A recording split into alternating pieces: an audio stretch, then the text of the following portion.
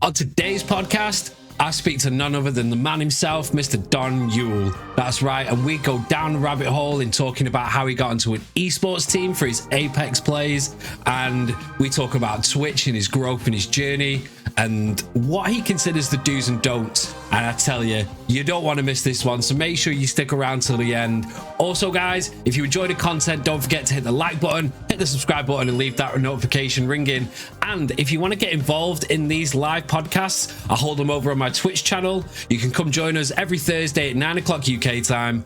Until then, I'll catch you next time. I'll see you all in a bit.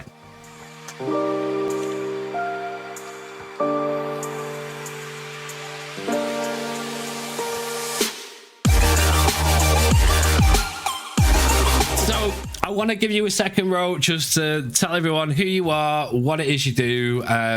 Yeah, over to you, man. Where do I begin? Hi, I'm Dan, or Don. I'm called DonYule because I thought it'd be really funny to do a play on the name Daniel, so obviously DonYule. Really original, as you can tell. I didn't know that. Sorry to interrupt you, man. I didn't know that was a play on words. Yeah. Because originally I was Knock Knock Angry. And I don't know if you remember them days. That was a weird day. I do remember the Knock Knock Angry. It wasn't long after you changed your name to DonYule, but yeah, I remember Knock Knock Angry. I just wanted a rebrand. I was like, what is a Knock Knock Angry? Like, I need to get rid of this. I need to find something snappy, straight to the point. And DonYule came to mind because I was like, oh, it sounds like Daniel, but it's not. And obviously I like originally the brand was to do with the Mafia theme, so I was like, oh, Dons of Yule, etc. And it's kind of just evolved from there. So yeah, that's where my name comes from. Originally I was a variety streamer, but admittedly now I am more of a competitive Apex Legends streamer with the occasional dab of variety. But that's pretty much me. I play Apex, I stream it, and I enter competitions, and yeah, that's all you need to know, really. Nice, man, nice. But I mean, you say you're mainly a competitive streamer, but you do play other games as well. I know Apex is a big part of you and your channel, but you do play other games as well, man. Yeah, when I get the chance to. I'm a very busy boy when it comes to training and practicing. But it is nice to take a break and play other games like Midnight Ghost Hunt, something I've recently got, and like Tiny Tina's Wonderlands. Tiny Tina's Wonderland, what's that about? It's basically, Borderlands? Yeah. It's like Borderlands if it was in a fantasy setting with like knights and dragons and stuff like that. All right, okay. It's fun. It's good to just turn your brain off and just shoot the hell out of skeletons. To be honest. Fair enough.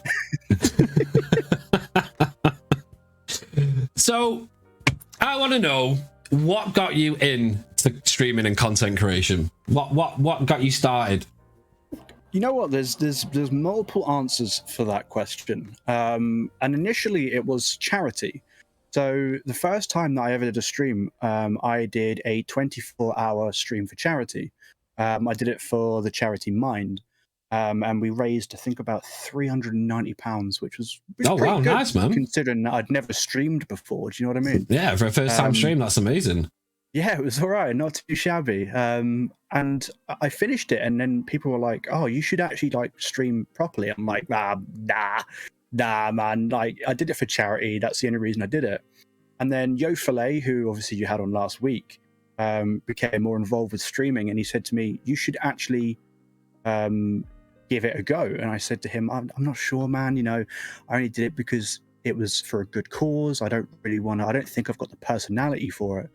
And he said, right, just try it, see how you get on, and go from there. Fair enough, man.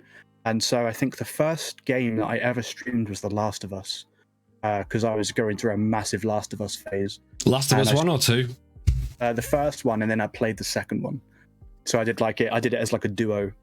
Played the first one into the second one, and people enjoyed it because they for some silly reason, liked hearing my commentary on it, my reactions to it, because no matter how many times you play The Last of Us 2, you'll always cry at it. Yeah, that scene, honestly, I was like, are you kidding me right now? PJ, no, you're going to make me cry, man. You're going to make me cry. Like, bro, what the hell? Like, how could they do that? I was like, no, No. They didn't. They went there. They went there. They went, oh, you like this? Gone. Yeah, no, it was horrible.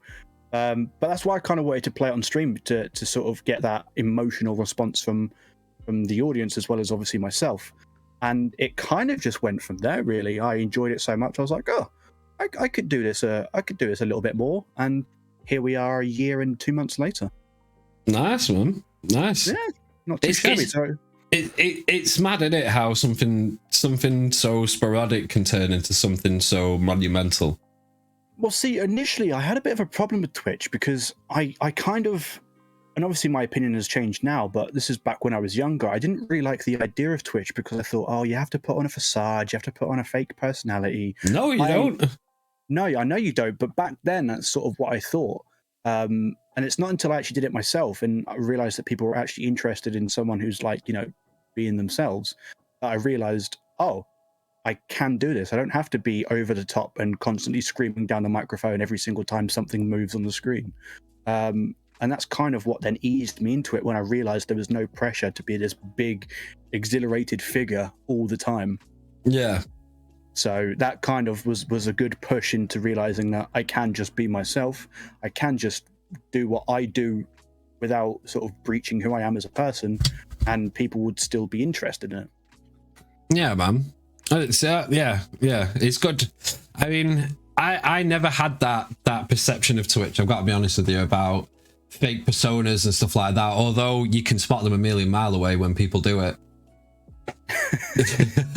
you can spot them. You go into someone's stream and yeah, you can tell when they're being genuine and not genuine, shall we say. And you can tell it within the first 10 seconds. Yeah. Can you you donate 2 bits and they act like you've just bought them 6 houses. Thanks for the Rolls Royce, let's go. Honestly, man, oh my god, I can't believe it, my mind is blown. Bro, it's 2 pence. it's not even 2 pence, it's 2 cents. 2 cents, there you are. So what, that's like what, half a penny? It's like a penny or something. Oh, if that, man, if that. So I know how I would describe your stream, but how would you describe your stream to someone who's never been into it before? That is a very good question. You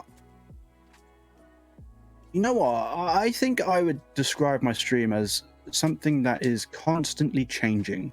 I'm a person, I mean, obviously, apart from the fact that I play the same game every single time I stream, I'm a person who doesn't like to keep with something for too long in terms of visual aspects.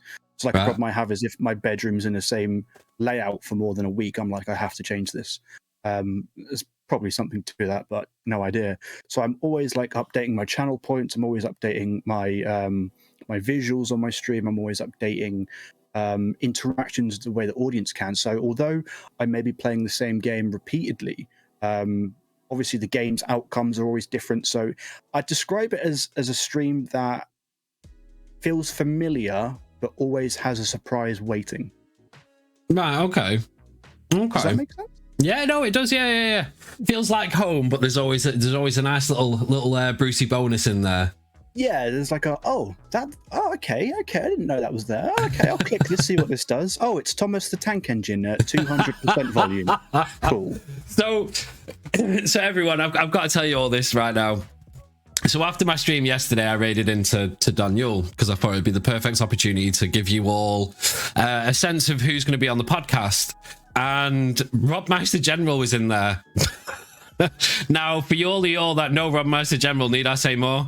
So Bobby just decides to go off with like TTS, and he's got this channel point called Thomas, and it's basically that overpowered sounded Thomas the Tank Engine, like way overpowered and oversounded Thomas the Tank Engine. And Bobby went nuts on it. I'm not gonna lie, guys, I'm also guilty. I kind of joined in. It was you, it was Lee, it was Jake, and it was Rob. All 4 of you are just repeatedly, and because Lee's a mod, he was then refunding the points back to you, so you could do it more. And nah, bro, can't be having that. I can't be having that as as being the streamer. I'd be like, oh, listen, I'll take that badge off you. Honestly, and at the same time, me and Amanita are in a competitive game with like actual things at risk, and all I can hear in my ears is just Thomas the Tank Engine about 60 times in the space of like 5 minutes. But like 500%. Like, oh my god! There was actually a part where Jake was like, "There's a guy next to the building," and I was like, "I couldn't tell you, mate, because all I can hear is Thomas." Sorry. Sorry. Oh, so good, man. So good. So, I mean, the way I would describe your streams, it would be very wholesome, a lot of fun, very, very chaotic when it comes to TTS and stuff like that, because you don't seem to have a lot of cooldowns on it. Yep. Yeah, I mean, I always have a good time. Your community is always very welcoming. And guys, honestly, if you're not following DonYule, go follow him. Go follow him. I mean, what I'm going to do for all y'all right now is I'm going to hit you with this. It should work. There we go. There's all his links. There's his Twitter, his Twitch, and his TikTok. Go hit them up. Go get involved. Honestly, his Twitch, his streams are a good time. Like, I'm not a big person for FPS games, but regardless of the game, I have a good time. It's actually mad that Rob actually yesterday said in the chat before on his stream, he said, I am not a person who enjoys watching Apex Legends or Battle Royale games. He said, but I was so engrossed in the game that you just played, it's actually mental. I took that as a massive compliment that someone who doesn't watch FPS games enjoyed watching me playing FPS game. Yeah, no, it's true. I mean, the fact that I can also spam you with Thomas and TTS helps, you know what I'm saying? That's the only reason you come to my streams, PJ. How do you prepare for a stream? What's your process? Can you count sleeping for 14 hours, waking up at the last minute and going, I need to stream now? No. To prepare for stream, I don't know, really. I kind of, because I want to kind of be impressive on stream, I always practice and ensure that I'm up to standards before I stream. So that's sometimes why I won't stream. If I feel like I'm having an off day, or if I feel like I'm not up to the standards that I should be meeting, then I won't stream, because obviously not only am I streaming for myself, but obviously part of an organization now, I'm also representing them. So if I'm sort of given a very shoddy performance, I won't stream, because I'm like, I need to represent them in a perfect way. So I kind of basically get to my computer, have a little bit of a huddle with myself, and that probably sounds really weird, and then just basically crack on, have a few games, see how I'm feeling, talk to the team, get myself hyped up, press stream, straight to it. Away you go. Yeah. Fair enough, man. Fair enough. Well, let us know, Dragon, whether that injury is okay, or if it's worse than what you thought. Let us know. It's important. Do one of those Guardians of the Galaxy game huddles. So I've got to ask, you said esports and you're within an esports team. So who is the esports team? I mean, I personally want to say congratulations, man. It's well deserved. Absolutely well deserved. But if you want to announce to everyone who it is that don't know who it is. It is an organization known as Ignite Esports. They are absolutely fantastic. They are a tier 4 level esports organization who picked up on us through literally just coming into stream, which was insane. And they have one of the nicest, most humble communities I've ever met. And it's not just Apex that they're in like Counter-Strike, Rainbow Six Siege, Valorant, like all the big FPS titles they have sort of roots in, and yeah, they are incredible. They are so what's the word I'm looking for? They're very, you know what, they care. That's what I'll say. They'll care. Anything that you need, they'll say, right, what can we do for you? And you'll say, okay, I need this, this, and this. And they'll, if they can't do it, then I'll say, okay, but how can we work around this? And I think that's something that you need. Obviously, if you're representing someone, you need to have that mutual trust between each other. And if you don't, then things can go a bit weary on each end. But it's a very strong relationship between our team and the organization, to the point that we are both very, very happy in each that's other. good. Yeah, and I it's my first esports team as well, so I was a bit nervous to sort of be thrown into the deep end, shall we say. But it's quite nice to know that we have a team who's actually easing us and being kind of, appreciative of the fact that we're new to it as well. No, okay. Yeah. Well, that's cool that you've got such a close relationship, and they're so eager to help and provide you with what you need in order to perform. But what I want to know is what's this level 4 like? I don't understand this level 4 that you say they are category level 4. So you get different tiers of organizations. So obviously, have you heard of like FaZe Clan? Yeah, that's a tier 1 organization because they are like the biggest of the big. So it basically goes by popularity, team members, and wins, I'd say. So obviously FaZe are like right at the top because like everyone knows them. They have so many team members. They've won so many competitions. It's insane. And then like maybe underneath that you'd have oh god, I'm trying to think of esports organizations now, but I'm not going to know many past FaZe Clan, and yeah, that's it. Yeah, me either, to be honest. FaZe is about where my knowledge gets to, but you see what I mean? Like the number 1 is sort of like the most popular, so the ones who win the most. So number 4 would be quite high up then, or is number 4 like? Number 4 is the lowest tier, but Ignite have only been going for 11 months, I believe. So for 11 months to be tier 4, I mean, is there a criteria you have to hit in order to be considered into level 4? I believe so, but don't hold me to that. I don't run the org, but I do believe that you have to meet a specific criteria to actually officially call yourself a company. I mean, obviously you've got a CEO of it, you've got a co-creator, etc. So there are plenty of official business aspects to it.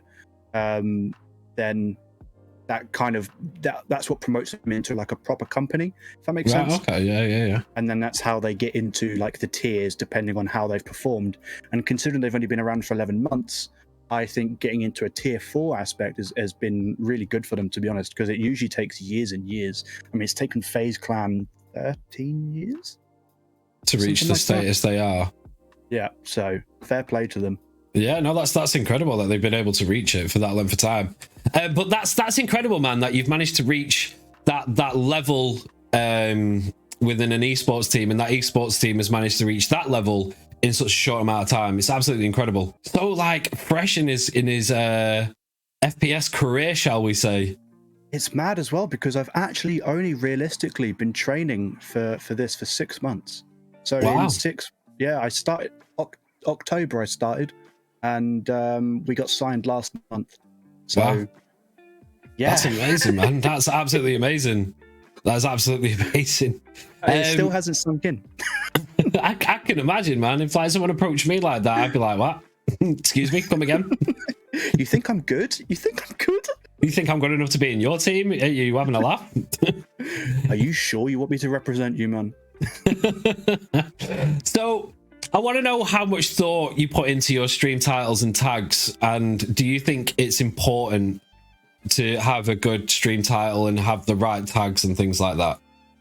This is a discussion that I actually had with Amanita yesterday, because originally when I started stream, I had a very mediocre title, and he said to me, he was like, I'm not being funny, but you're streaming in a very saturated category. Your title is not going to stick out.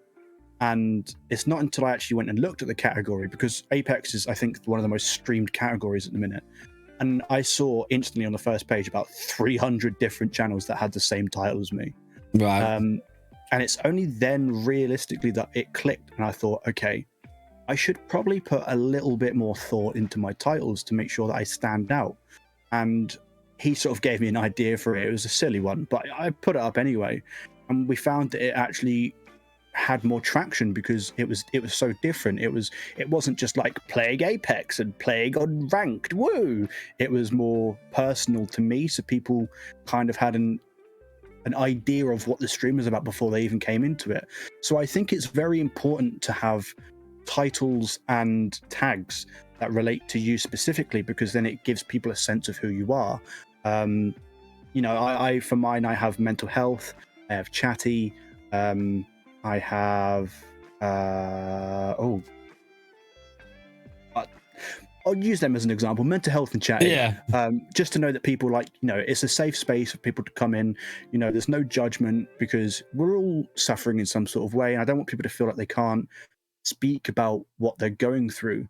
So I think using the mental health tag is very important to let people know that, if you're going through a hard time, you are more than welcome in this channel to just kind of release all of the things that you're going through and just kind of chill out with the community and have a nice time. Do you know what I mean? Yeah, I mean, I'm glad you've touched upon this mental health, because it's something that I sort of go back and forth with about using the mental health tag. Now, I've used it in this stream because of you.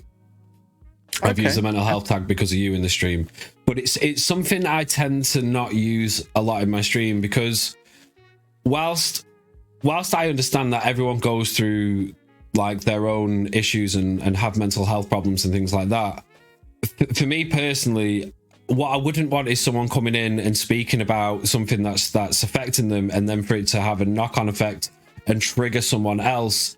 And also, I'm not a professional. Do you know what I mean? And I'd much rather, if they wanted to speak to me about this, I would much rather be able to do it in a one-on-one situation, like through Discord, for example, where I can give that person my absolute attention and properly get into this with them and talk to them on a one-to-one level and do the best I can, as opposed to do it in a stream situation where it's a little bit crazy, a little bit hype. Like there's about 4 different conversations going on with about 10 different people, where I can't give that person my full attention. So I'm always kind of try and be more reserved on that aspect for those reasons. Mm-hmm. That's understandable. I think with how we work over sort of and how we do it is, I think people understand that this isn't a therapy session, because I had the same sort of worries as you. I was like, I don't really want people to be coming in being like, this happened to me, here's a long list of everything that's wrong with me, and someone else is like, great, well now I feel horrible because I've just have been triggered by something that you've said. So I think what it is people more come in and you kind of feel the vibe. So I won't obviously name names, but we've had people come in before and say, hi Dan, I'm not really having a good day, is it okay if I just chill here? Absolutely fine. Then I know that person is not feeling at their best, but then again, they've not overshared to the point where everyone is kind of having to share that emotion with them. Do you know what I mean? So not everyone is with it.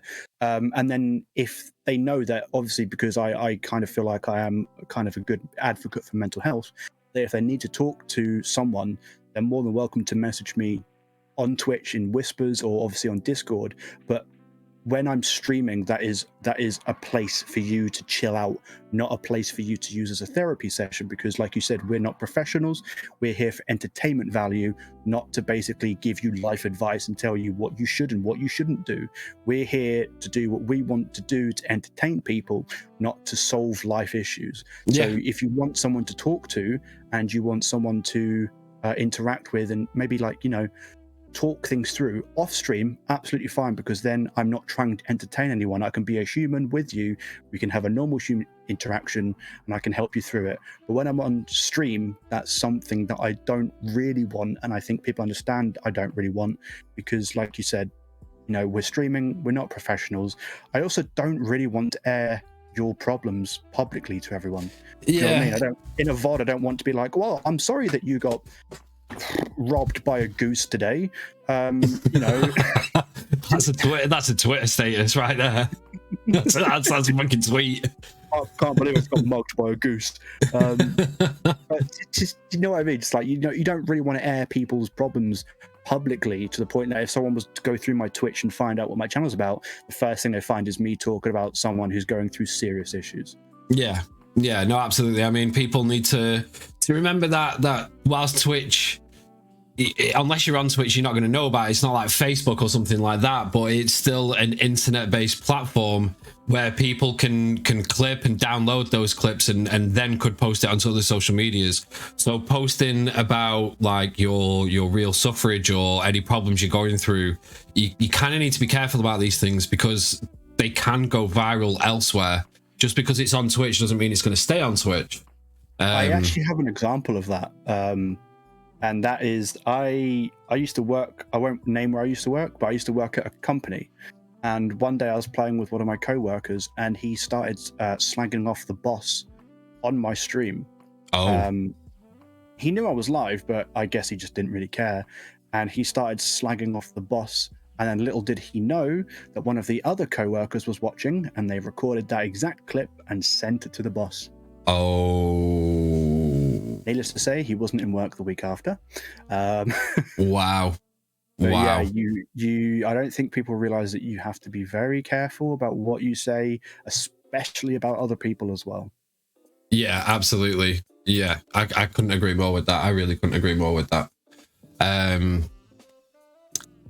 So to sort of summarize on it, Discord is probably the best place to talk about it in a one-to-one environment, as opposed to for better word, putting yourself out there. So if anyone is going through anything in chat, whether it be my streams or DonYule streams, like whatever the case may be, just remember that it's probably best to say that you're not having a great time, but then like if the streamer like myself or DonYule or whoever it is that you're watching says, well, tell me more, then send them a whisper, or if you're involved in their Discord, private message them on Discord, and then you can get into it in a one-on-one basis. But remember, we're not trained professionals, we're not therapists in any way, shape or form. We can only give you an ear and do our best. But if it goes beyond that, then there are people out there that are more than willing to help with whatever it is you've got going on. It's not that we don't care, it's just we're not equipped with the right tools to go too in depth about things unless we've experienced it ourselves, and then we can empathize and tell you how we dealt with it. Not only that, but I also don't want to give the wrong advice to someone. Do you know what I mean? Well, I feel horrible if someone asked me about something, I gave them the wrong advice, and then they end up screwing things up worse than they already are, and then I'd be like, well, that's on me now. Yeah, that was your advice. Well done. But yeah, no, it's true. It is so true. So whilst we are here to provide entertainment and to be a place where you can feel comfortable and welcomed and all that, just try and remember on the basis we've touched upon when it comes to things like this, because it is a difficult thing. Everybody goes through it, and we are here for you as much as we can be. Who are your favorite streamers? Take one big time streamer, and then who are your favorite small streamers? Can I have multiple small time streamers? Give us three. Otherwise, okay. the list can go pretty big. I went through this with Kush Completionist, and he reeled off about 10 smaller streamers, and I was like, holy shit, man. I can give you 5 really quickly. I'll give you 5 ones. Okay. So my big favorite streamer of all time is Shiv FPS. He is, of course, an Apex Legends streamer, but he is hilarious. He is the funniest man I've ever watched in my entire life. Whenever I watch him, I'm in tears without fail. He is the funniest man ever, and I love him. And I actually subscribed to him the other day, and hearing him say my name out loud, I felt like a 15-year-old fangirl. Really? And I even literally, I screenshotted my name on his stream and put it on Twitter and was like, oh my god, shit. Amazing. Night, Mum. Take care. I will speak to you soon. I can't wait for you to come over, Mum. Love you lots. Good night, Mummy PJ. But you smaller streamers. You. Number 1. Oh, thanks, man. Welcome. You, Amanita JTV. I absolutely love Amanita JTV. A man known as the Fighting Sloth. The Fighting Sloth is an Australian man, and I just love Australians. Fighting Sloth? The Fighting Sloth. What a name! He's so fun. He's so much fun, bless him. I love him. Dom Nom Nomal. is another one. He is part of the team that we're on, and he's just a lovely man. He's like the most wholesome. He's like a real life teddy bear. It's incredible. Wow, okay. Actually, I'll leave it at that. Top four. Nice. Because I could be here all day. There's so many people. Do you know what I mean? Yeah. This is why I always try and limit it, like, as to how many people you can list, because some people can give me a list of like 50 people, and it's like, yeah, okay, 3 hours later you finished your list. Right, podcast over. We'll see you later, guys. So yeah, that's why I try and put a limit on it. But I want to know, right? So you also hold a podcast that I've been on, okay? Mm-hmm. And I want to know how you selected who you wanted to be on that podcast. Oh, good question. I think it kind of started with comfort, because the initial reason of why I started the podcast was because I'd previously interviewed musicians, and obviously going from musicians to streamers is a very big jump. So the first person I had on the podcast was Amanita JTV, who's become one of my best friends. And I was like, Jake, man, I don't know how this is going to go. Like, I need someone I can really like bounce off of. Would you mind doing it? And he was like, yes, cool, man. So it was kind of comfortable doing my first one with him. But then came the second podcast where I was like, okay, now I have to do it with someone who's not my best friend. Yeah. And then I kind of just went through the community and I was like, who do I know that don't really know? If that makes sense. And I think that was Resrat, who's been a long time supporter of my channel, and I was like, okay, I've got to get him on. I love him to pieces, but I just don't know enough about him. And then my thought process from that point on was to literally, who do I know that don't really know, and who do I want to get to know? And that kind of, then when it came to you, I was like, obviously I know you, PJ, I know who you are. I come to your streams, you come to my streams, but as a person, I kind of feel like I hadn't really indulged into you too much. I obviously knew that you don't live in the UK anymore. You're a content creator for YouTube and for Twitch, but it was like, but what is a PJ stream? What makes a PJ stream? What makes PJ think? What makes PJ do this? What makes PJ do that? And I kind of felt at the end of the podcast that I had more of an understanding of who you are. Not just that I didn't obviously know who you were, but it got to the point where I kind of felt like, oh, okay, well, now I know why PJ does this. And it felt like a comfortable environment, you know what I mean, to talk about these things, because that's why I wanted the podcast to be, a comfortable environment for two people to talk about their opinions and their views on certain things, and just kind of have a nice time and a debate every now and then. And that's kind of really why I picked people. It's just because I wanted to get to know people better. Yeah. I feel you on that, bro. I am the same way. Like, I've asked the people I've asked. Once I've gone through the next 2 months, I think I've got booked in. I'm gonna start opening it up and try and get people in that I don't know and that I haven't been to their streams, and so then I can go into the streams, find out what they're about, and then offer them a date. Because I want to start talking to people that I don't have any like sort of friendship or communication or whatever, because I think it'd be quite interesting to delve down that. But I also want to start talking to other types of people. I want to speak to musicians because I'm a musician myself. I want to speak to people just outside of the content creation world as well. Just normal people. Yeah, I mean, one thing I loved doing was talking to you, Lucky, because he's a Twitch viewer. He's not a streamer, so it's really interesting to get the perspective from him as a viewer, as opposed to getting the perspective of a streamer and finding out what he loves and what makes him tick and what makes him stick around in a stream and stuff like that. So that was actually really interesting to speak to on that subject. Well, in that case, it's not a 50-50. He's not a streamer and a viewer. He's just, like you said, a pure viewer. He's just a viewer, a pure viewer. Yeah, it was really good. It was really good. So, Donny, I want to know, Mr. Donnyist of Yules. Yes.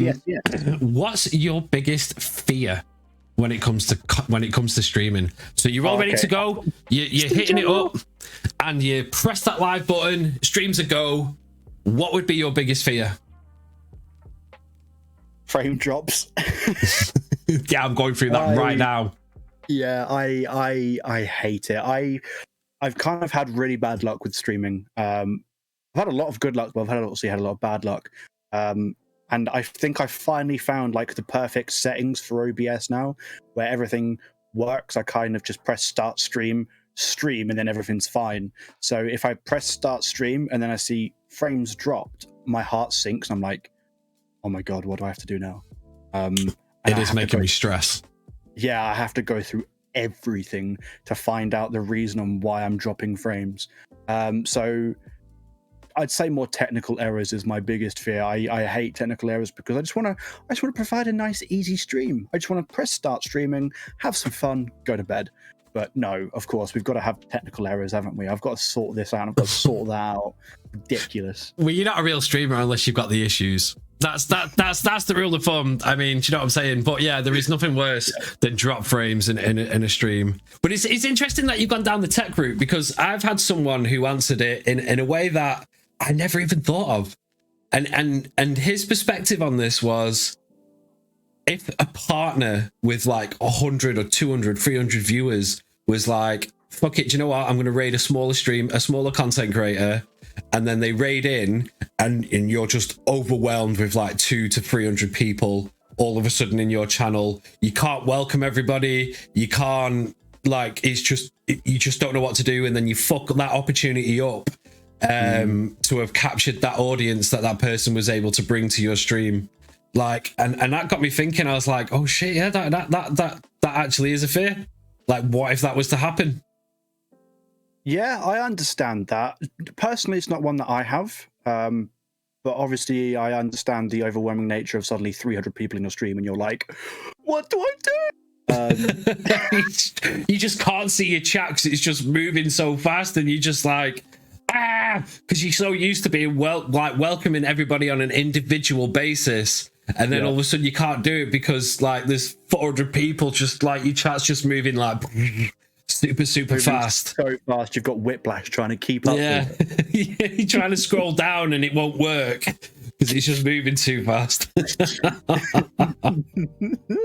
Yeah, I've never really had that worry. I don't know if that's because of obviously playing shows to people and playing to a lot of people that I'm just kind of like, or whether I think it's a kind of, I know that I'd have to keep calm in that situation and, like you said, not balls it up. I say that now. If I got raided by someone big, I'd probably sweat and then pass out. I'll probably be honest. I'll be like, yeah, I'll be calm and cool and collected. And then as soon as I see the raid notification, I'm just there like, but I can't cope, Captain. I just can't cope. I'd like to think I'd be nice and calm and collected about it. I just think it's, it's just more people. Keep doing what you're doing, but just kind of, you've got a lot more people. yeah, just try and keep calm, try and keep collected, and just speak to the people and the names that you can see. And if anyone follows you, thank you for the follow. Do you imagine it? Imagine the alerts that go off if like 100 people followed you all at the same time. It's like an hour's worth of alerts. Rushes. So have you, right, so this one is more aimed at the newer streamers, and even those who have been streaming for a while that may go through this as well. But have you ever had a dead chat? So you might have lurkers, but you've got no one chatting. Like your chat is just not moving. Like how did you handle it? I mean, how did it affect you? This is if you've ever been in that situation. Oh, I had it 3 days ago. That's because I chose to stream at a ridiculous time of night. So that's my own fault. But equally, I think it's just I've got to try and explain this properly. I don't stream because I expect people to be there. So I know for a fact that if I'm streaming, someone might or might not watch. At the end of the day, that's still content that I'm putting out there. So I still need to kind of put on a show per se. Yeah. So I think if I have a dead chat, I find ways to make the stream more entertaining. Rather than interact with the chat that's not interacting back, I'll then mainly focus on what I'm doing and how I can entertain people through just the video content rather than responding to them. So the other day, when I had my dead chat, I was playing Apex Legends. No one was talking, so I was like, all right, everything I'm going to do from now, I'm just going to sing. And I sung it down the microphone at random people. So like we've been attacked. I'm like, there's a guy to the left, and this guy in game's like, what? Like, there's a guy to the left. He's like, what the fuck are you doing? Just okay. And even though there's no one talking, I found that hilarious, man. I was giggling to myself like an absolute nutcase. So I just kind of focus more on if there's no one talking, focusing on the actual content that I'm providing instead. Yeah. Right. Okay. So yeah. So that's how you would get around it. That's how you would control the situation. Yeah, absolutely. I just make it as dumb as possible so that I'm still having fun, even if no one's watching. You never know. People might watch the VOD. It's actually funny you say that, because a couple of times I've actually had dead chats, done the stupidest thing, and the next day I've got a Discord message saying, why did you do this last night? I'm like, we don't talk about that, right? Last night's stream didn't happen. It didn't happen, okay? You weren't there for it. You can't say nothing. Singing his content on its own, yeah. Like at the moment, there's a couple of TikTok videos going around, and I say a couple, it's quite a few, where some people are giving the advice of turn your turn your view account off. But then there's now people giving these hot takes that are saying, no, don't turn it off. I leave mine on because it gives me motivation to, if my numbers drop, it gives me that motivation to try and do something better whilst I'm streaming. But then other people say, well, turn it off because it can affect your ability to stream, because you can get in your own head because of the view account. So where do you stand on this? At first, I stood at the idea of keeping it on because I like to know how many people are watching. And like you said, that would then kind of depend on how I would be. Not how I'd be, but you know what I mean? Like how I'd tailor myself to the amount of people watching. Yeah. But I think I'm actually kind of in a very good position where, because the game that I play is so intense, it doesn't, oh, word this carefully, it doesn't matter how many people are watching. I know that whoever is watching will have entertainment to watch. And equally, if I have one person or 15 people, I'm still going to be the same, because they know what they're watching. They're watching me and the team practice for tournaments, practice for this, practice for that, and interacting with them when we can. If there's one person, I'd do exactly the same thing I would do if there was 50 people. But I know that if there was 50 people, there'd be ways for them to interact with each other and keep each other entertained. Do you know what I mean? I don't ignore chat by any means, but it's just, I don't have the viewer count on, because I know that no matter what I'm doing, I would be doing the same regardless of how many people are in the stream. And I'm very lucky to have such an incredible mod team. Lee Swaggington, big up Lee Swaggington, who, if I don't see something in chat, or if I'm like in the middle of a very intense situation, Lee will answer the question for me and actually engage in conversation with them for me to keep them in the channel as well. So I definitely think that my mod team are very important in the game that I play as well. Yeah, no, I couldn't agree more with your mod team being so important when it comes to that kind of stuff. Like Ram and new member Tomo on my mod team, they're so welcoming to people when they come in, and it really does make a difference. Sadly, they're not here tonight. I don't know where they are. I don't know what they're doing. But they're not here. But yeah, I agree with what you're saying, man.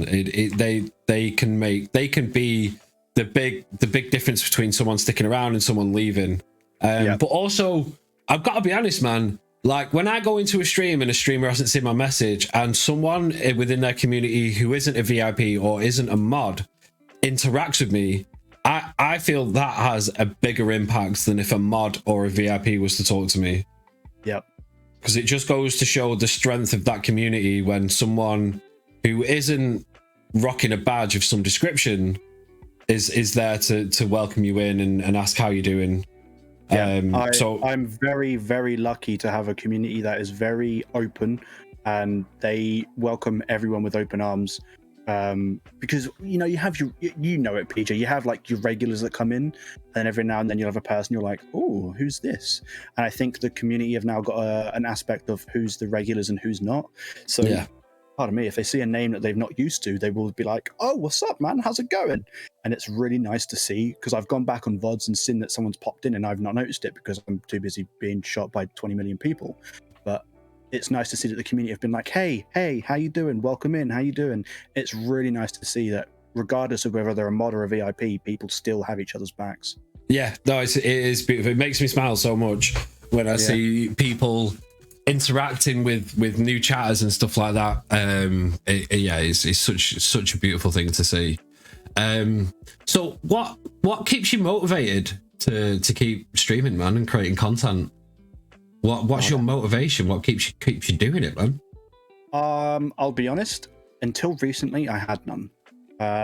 Really? I'd been taking breaks because mental health is a big thing in my life, unfortunately.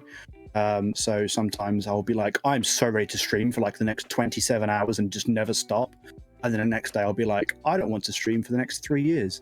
So it's been really hard, but I definitely think that ever since being very wary about my friend circle on Twitch, I'm obviously not going to name anyone, but I've had friends before who were very toxic in the way that they would see my stream, so that put me down quite a lot.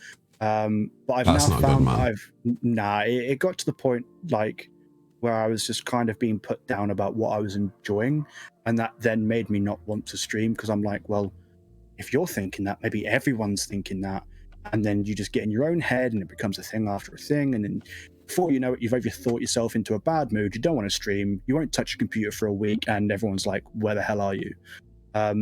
So I think my first step on that was getting a good friendship circle. And, I'm lucky to be surrounded by really amazing people now who are constantly there for me. And, they're not always available, but I know that if I need them, they'll be there. On top of that, obviously being signed to the organization has been a massive increase for me to actually kick myself up the arse and be like, you need to now make it worth it. Because if I start slacking, they'll notice it, and then they'll be like, well, why have we got you signed if you're just not going to do anything? So I think that's been a massive kick to my motivation to be like, okay, I'm no longer just representing me now. I'm now representing an entire organization. I need to make sure that I'm doing well. I'm putting content out, and I'm actually, being active for that. Active, yeah, for them as well as myself. I made my first YouTube video 2 days ago. Oh, really? Yeah, I did. I made my first YouTube video. What's it about, man? It's just, those, you're going to hate it, but it's, those, I'm going to hate it. When people play these games and they like make really funny edits of things that are just really stupid that happens. Yeah. It's just one of them. All right, okay. I sat there for like 4 hours editing it, just giggling to myself, and I was like, this is so much fun. And so that then kind of inspired me now that after every stream that I do, because obviously I only play Apex, is to make a different genre of video every time I finish a stream. So the first one I did was funny, and the next one I'm going to do is a romance. So I'm going to try and turn it into like a rom-com. It's going to be interesting. I need to figure out how I'm going to do that. And then I'm going to do like horror and just go through like different film genres and just try and make each video interesting. So it's not just watching a guy play a video game. It's actually content that's going to make you giggle. Okay. No, I like the sounds of that, man. I'm going to have to go and check it out. I'm going to have to go check it out now. It's my first ever edit, so please do not expect perfection, because I'm going in there now wanting perfection. If I don't get it, like, I'm going to thumbs down you, I'm going to comment on it telling you how trash it is, I'm going to unsubscribe from your channel, I'm going to tweet about it. No, I'm only joking, man. No, bear with me, I just got to delete my Twitch channel, hang on a sec. I'm out, see ya. I'm genuinely looking forward to watching it. I'll give it a watch tomorrow. I would say I'll watch it after stream. I'm not gonna lie though, it'd be like 1 o'clock in the morning and I'm going to bed when I finish stream, so I will watch it tomorrow. I want you to go to bed and dream of me rather than watch my videos. So. Absolutely, man. I'm gonna go to bed and dream of you and this podcast. You know it, man, all day long. So what advice would you give to someone who has just started streaming? Don't do it. Run whilst you can, please. No. Stop trying to be my competition. Get out. No, my advice to someone who is just starting streaming would be, don't care about what other people say. Obviously, take advice in if someone's trying to help you. But if you get someone who comes into your stream, we've all had that one idiot who comes in, thinks they're really funny, and be like, "Oh, your stream shit. You're shit at this game." Insta block. Insta block. Just get them out your chat. Like, don't pay attention to it. Don't let it bring you down. Just move on, because at the end of the day, they're the ones who are trying to find people to bring down. And as long as you just flick them off and go, "Whatever, mate," they ain't gonna bother again. So that would be my number one. Number two is also, don't stress yourself out too much. I know that a lot of people from interviewing on the podcast have had burnouts because they get so excited about starting streaming that they just have no time for anything else. They're like, someone will say, "Do you want to come out for a drink at the weekend?" They're like, "No, I've got to do streaming." Or their family be like, "Want to come to a family event?" No, I've got to do more streaming stuff. Take the time and have a nice balance between working on your stream and streaming, and also just living like a human. Absolutely. Otherwise, you're going to be so in your own mind and absolutely drained from constant streaming that it will get to the point where you just will not enjoy it, and then you'll hate it, and then you'll be back at square one. Wise words, man. Real life always comes first. I preach this time and time again. Real life always comes first. Yeah, absolutely.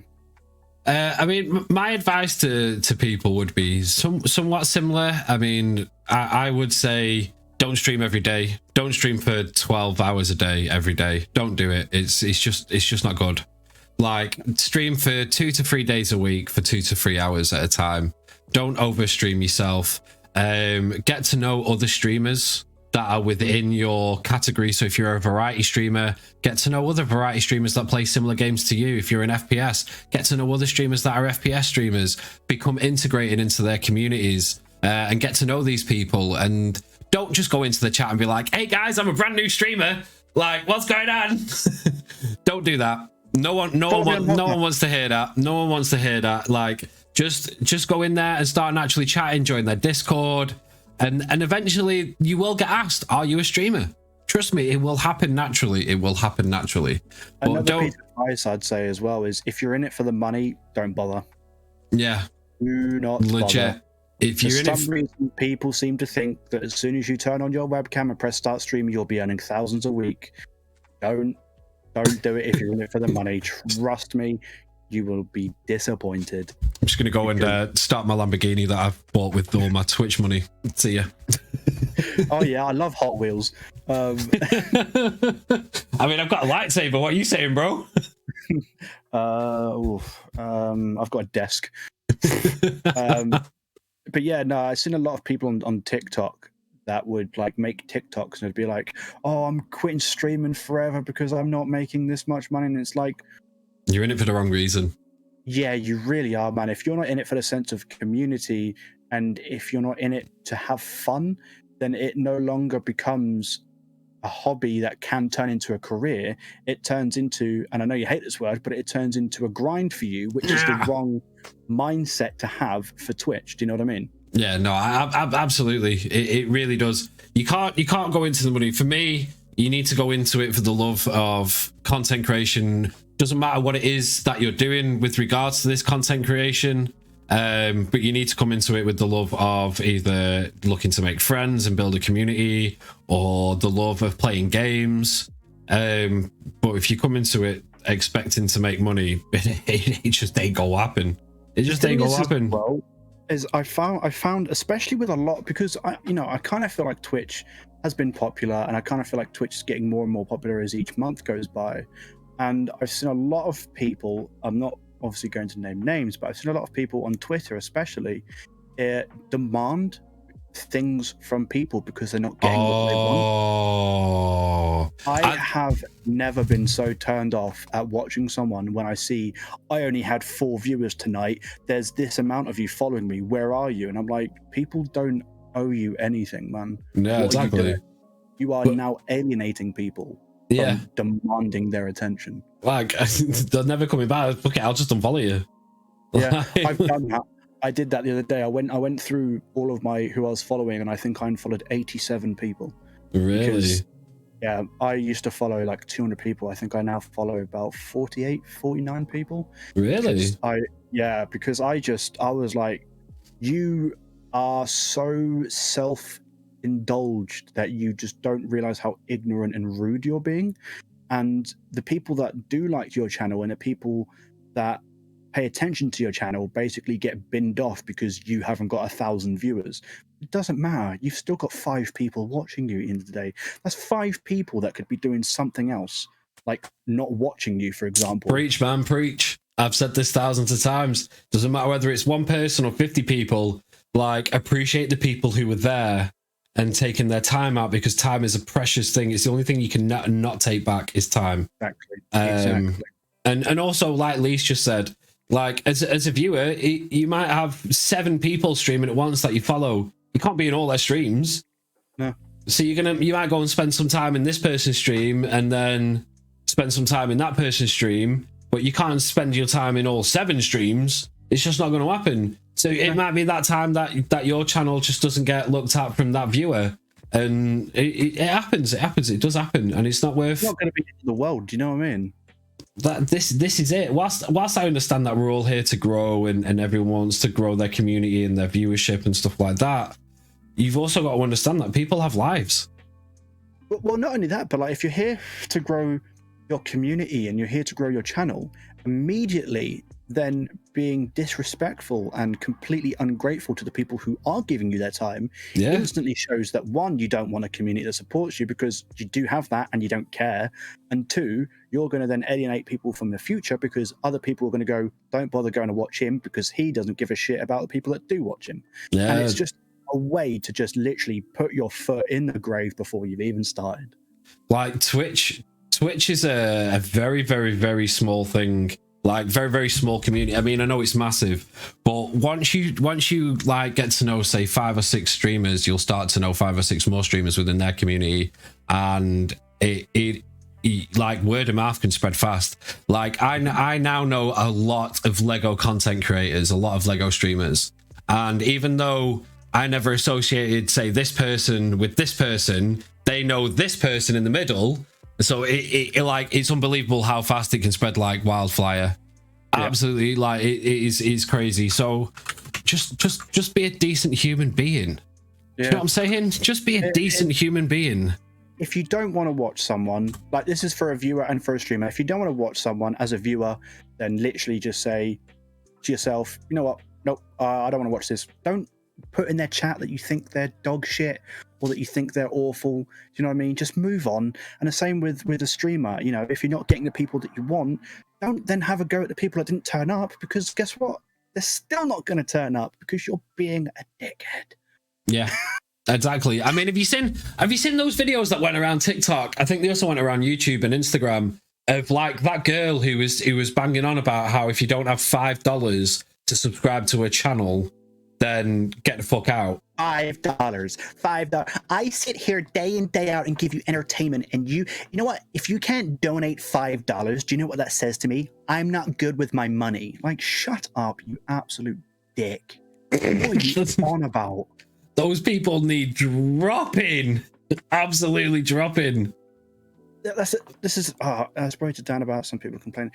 Yeah, literally, right? I've had people go into other people's channels and streams and slate my channel. What? Oh, tell you what, there's a whole thing about it. I've had people, because they, you know, I don't even know the reason. I'm not even going to try and understand it, but they've gone into other people's channels and gone, oh, there's another Apex streamer called DonYule, don't bother following him because blah blah blah blah blah. And it's like, why are you wasting your time doing that? And it's actually kind of funny, because the person that they said it to actually then went and told me, then they followed me, and now we're really good friends and they're not. So it's like, well done, mate. You've absolutely cucked yourself out of a good opportunity. You know what they say in the press about musicians, don't they? And any publicity is good publicity. I mean, same may be the case for streaming. Absolutely, man. Absolutely. See, people are going around like, don't go follow this guy. Like, the fuck are their problems? Do you know what it was? And this is going to sound very big-headed, but I give me a moment to explain myself. It's jealousy. After I got better at the game that I'm obviously playing, and was then competing in global tournaments, and obviously being signed by an organization, that's when I found when all of the little nitty picks started coming from, because someone who also played the same game wasn't getting that attention, and they wanted that attention. So because they were like, well, I'm not happy about that, so I'm going to go and spread all this misinformation. And do you know what I mean? Like, what's the point, man? Like, be as a friend happy for me rather than be a dick. Yeah, stop trying to shit on me. Do your own thing. Yeah. You got nothing nice to say about someone, don't say nothing. Exactly. But not everyone lives by that, which is unfortunate. But that sucks, man. I can't believe people were doing that about you. I don't really care. I was like, I laughed it off at the end of the day. At the end of the day, I'm still enjoying streaming. I've got my community. If you don't want to be a part of my community, off with you. Your name's not down, you're not getting in, all right. Right, so I want to know where you draw inspiration from for your stream. Honestly, yeah, either myself. My inspiration is kind of myself, because I inspire myself to be better than I have been, if that makes sense. I constantly push myself to be better than what I am constantly trying to do.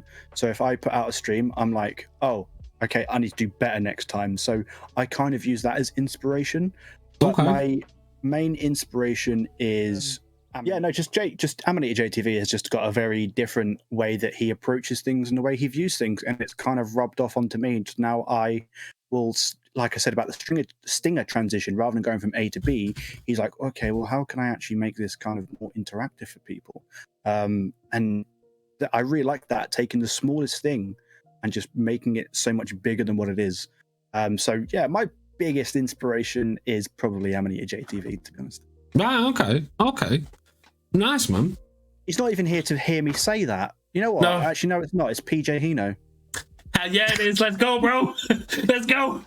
You know what I'm saying? PJ in the building, providing inspiration. I will say, like, obviously, I'm not inspired by just one person. There are lots of people who do inspire me. You are obviously one of them. You know, your energy is fantastic. The way you do things is just absolutely astonishing. I mean, I appreciate it, man, but I wasn't fishing for this. Oh, no. But like, this is my genuine answer.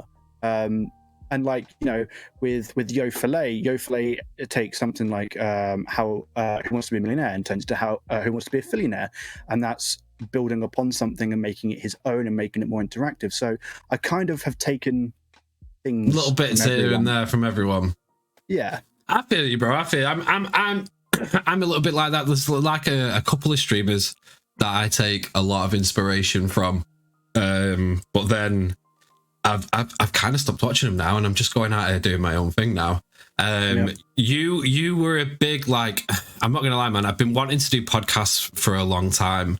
I mean, I've been listening to Joe Rogan's show and Steve O's Wild Ride podcast, and then I got into Two Bears One Cave podcast and stuff like that, and the Tony Hawk podcast, and I started listening to a lot of them, and I was like, oh man, it's so sick. Like, I've never really delved down the rabbit hole of podcasts. And then you started doing a podcast, and I've been itching to do it. And then once I'd done my podcast with you, I was like, okay, this is something I can do. I feel comfortable with it. So I'm not going to lie, man. It's kind of your fault that I've been able to take this leap into the podcasting world.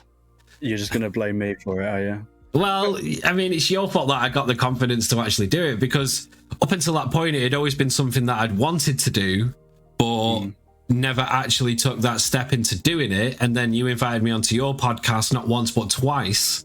And yeah, I was on my own podcast, and then I was on with Bobby's podcast. Oh, that was an interesting one. How you coped with Bobby and me at the same time. Although, to be fair, I tried to keep quiet a lot on that podcast so Bobby could answer. Yeah, I kept quiet because I was trying to No, I'm not going to say that. Never mind. Never mind. No, move on. But yeah, I mean, my inspiration for the podcasting has definitely come from you, man, and this and like from being able to come onto your podcast, and it's given me that push to be able to actually do what I've been wanting to do for a while. And like I say, there's a couple of other people that aren't actually part of my community in any way, shape, or form. They're much bigger streamers than I am, but they give me a bit of inspiration. And then a lot of it is I just spend so much time trying to think of new ways to interact, like with this story time that I've got going on the story time channel point, and questions for podcasts. Like I'm looking at how Mix It Up works and how I can integrate that into my stream to create something I've never seen before on a channel. Like I bought this, do you know I bought this? Do you remember Pop-Up Pirate?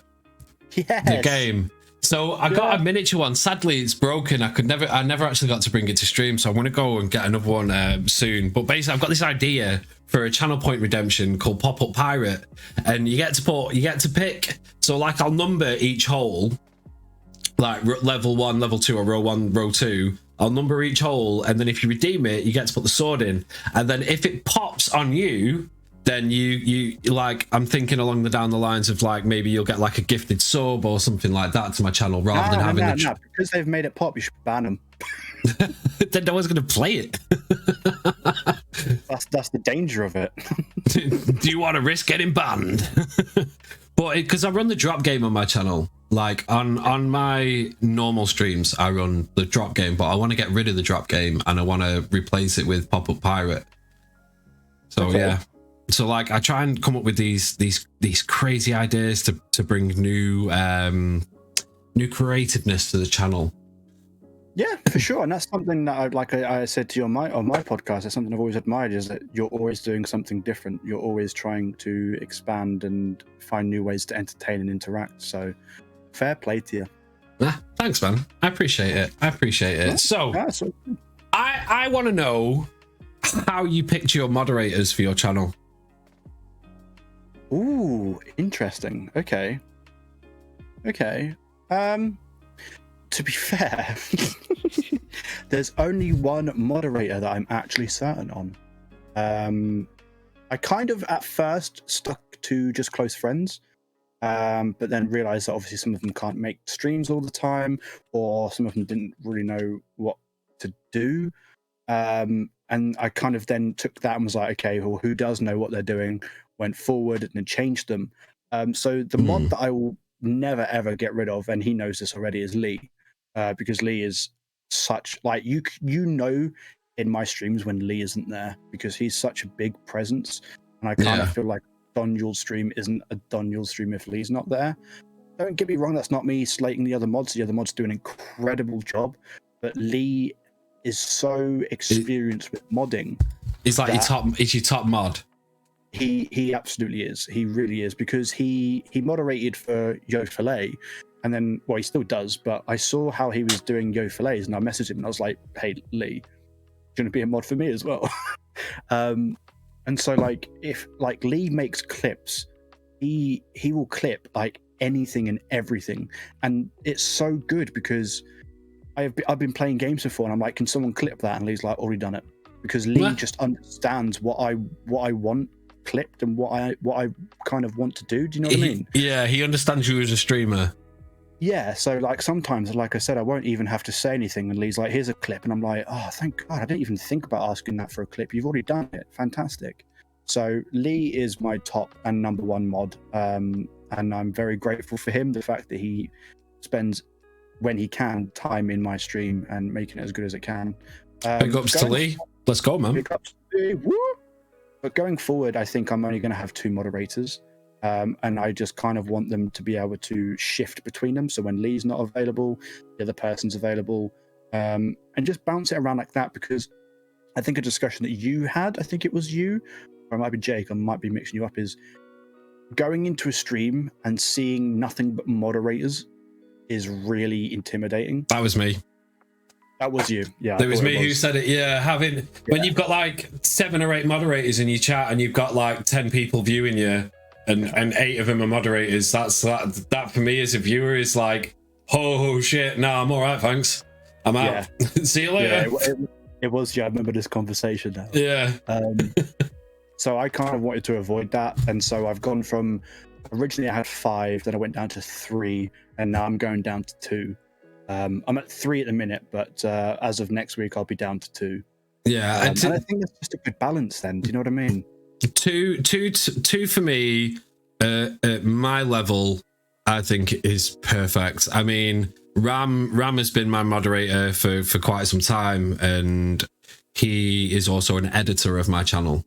He has a lot of control on my channel, Ram, and he does a fantastic job. And then I've seen my channel grow since just having Ram. So I've asked Tomo if he would like to be a moderator, because he's been a part of my stream for a long time. He's been a huge supporter. He knows my channel well. And then them two can work together. I mean, obviously, like, Tomo needs to learn more about modding and stuff like that, because this is something brand new to him, but he's always been so welcoming. He's always been here. He's always been, he understands the stream. He understands me. He was just, like, to me, he was a great moderator without the mod badge.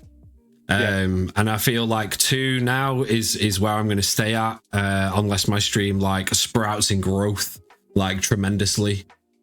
So I'm gonna stay in 2. I'm gonna stay with 2 for a while. It's two's enough. Yeah, two's enough. Yeah, man. Everyone talks about networking and how important it is, but no one ever actually says what networking is. They all talk about how the importance of networking. They all talk about how it's important to network with other content creators and all the rest of it, but no one actually ever says what networking is. So what is networking to you? Networking to me is showing the interest that you would want other people to show in you. So if you want someone to be involved, then you need to get involved, kind of thing. Right. I kind of feel like Twitch is a very, very open community to do that with, but you need to put effort. You can't just kind of expect people to come in and suddenly do you, or wants to be a part of your community. You need to network by going into people's channels and showing interest. And actually, you know, if you don't like a channel, don't stick around. Go and find a channel that you genuinely like and put some love into it. And then, for me, that is networking, because then you've shown your interest in them. And then equally, they might be like, well, that guy was cool. He was a brand new viewer. Let's go and check him out. Connection made. Yeah. So that's what networking is to me. I agree. I agree with what you're saying. Networking to me is about making friends. That's what networking is to me. It's about making friends, getting involved in other content creators' streams and their channel. But I'm not doing it because I'm just wanting them to come over to my channel. I'll go into a stream and I'll sit in it for like 5-10 minutes, get a gauge of what it's like, how interactive the streamer is. Are they talking about things that I find interesting? Because I know a lot of streamers love anime. Yeah, a lot of streamers love anime, and I don't. Yeah, I am not a fan of anime. Amanita and Joel talk about it so much, and I'm just stuck in the middle, like, what? Yeah, what's this? What's that? What? So if I go into a stream for the first time and they're talking about anime, I'll normally wait to see if they move on to anything else. And if they don't, then that stream is obviously not for me. It was never meant to be. Because they love a subject that I am not passionate about. Whereas I, on the other hand, always try and bring subjects that no matter who you are, you can get involved in. So, like, for example, I had a stream title yesterday of who would be the worst person in the world to get stuck in an elevator with. Or I had a stream title before that, which was have you ever got it on outside? Basically, that's what the stream title meant. Have you ever got it on outside? That was a fucking interesting stream, by the way. I learned some stuff on that stream. I'm sure you learned more than you wanted. That stream will forever go down in the history books of streams for me. I'm not gonna lie, bro. I found out people had done it in confessionals and all sorts on that stream. Yeah. I found out some hella funny stuff, man. I absolutely loved it. I absolutely loved it. The fuck down. I feel called out. Anime lover. Welcome in, Jake, man. How you doing, bro? Thank you so much for joining the podcast. I appreciate you coming through. Now Jake joins after I've been singing his praises. Yeah. Donny's been singing your praises, man. Talking about how much of an awesome person you are, and you just weren't there. Networking. Yeah, just make friends with people. Don't go in there trying to self-promote. Just go and make friends. Just go and make friends. Ever when you're streaming and someone's like, "Hey, I'm a new streamer and I'm about to go stream." Like, oh, bro, I'm streaming myself. I'm not going to be watching you because I'm streaming myself. Please don't. Do you know what I've thought about doing?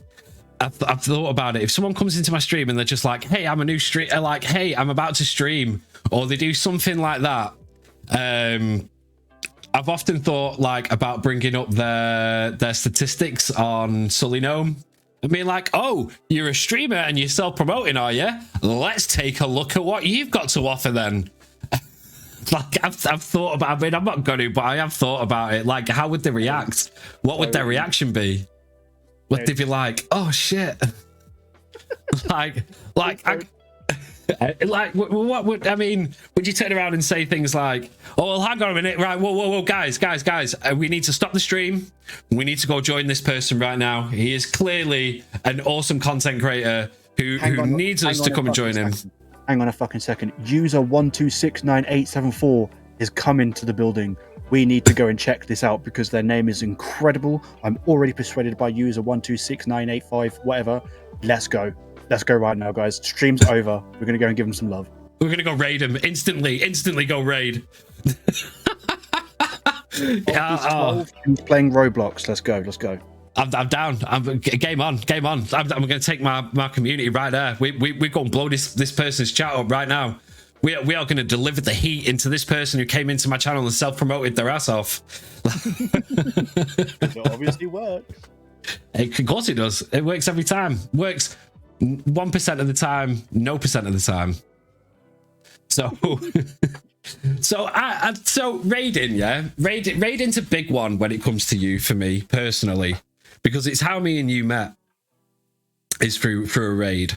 So I want to know your process of raiding. Who do you decide to raid? Why do you decide to, like, what's your process? So usually if I'm raiding, so I have 4 people that I will always raid if they're on, but only once a week. That makes sense? So, yeah. There's 4, like, if they're online, raid them. But if they're not, then obviously we'll raid them another day when they are online. I always have specific people that I do like to raid. But if not, what I'll do is I'll go to another channel, a random channel that is either on the same game that I'm playing or a category that the chat chooses. And we'll go and sort of mingle in their chat, and I'll say hi, and if I don't get a reaction, bye-bye, we're moving on to someone else.